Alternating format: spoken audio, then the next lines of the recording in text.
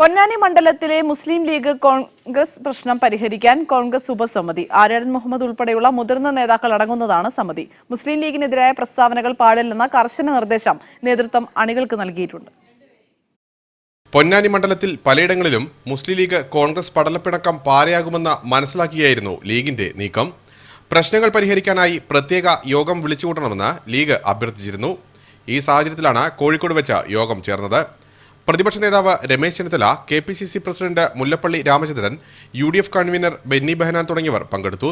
നേരത്തെ പൊന്നാനിയിൽ UDF സ്ഥാനാർത്ഥിയായി ET മുഹമ്മദ് ബഷീർ മത്സരിക്കരുതെന്ന് പ്രമേയം പാസാക്കിയ യൂത്ത് കോൺഗ്രസിന്റെ നടപടിയെ മുല്ലപ്പള്ളി വിമർശിച്ചു.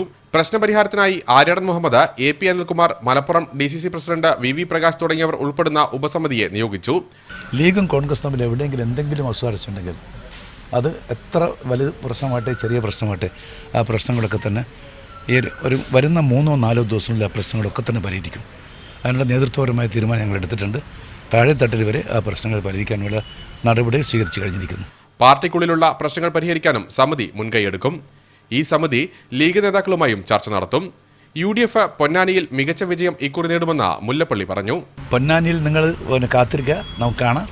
ഇത്തവണ റെക്കോർഡ് ഭൂരിപക്ഷത്തിന് പൊന്നാനിയിലെ മുസ്ലിം ലീഗിന്റെ സ്ഥാനാർത്ഥി വിജയിക്കാൻ പോവുകയാണ്. ജനമഹായാത്രയ്ക്ക് വേണ്ടത്ര മുന്നൊരുക്കമില്ലാതെ പൊന്നാനിയിൽ സ്വീകരണം നൽകിയ നേതാക്കളെ മുല്ലപ്പള്ളി വേദിയിലിരുത്തി രൂക്ഷമായി വിമർശിച്ചു. മീഡിയ 1 കോഴിക്കോട്.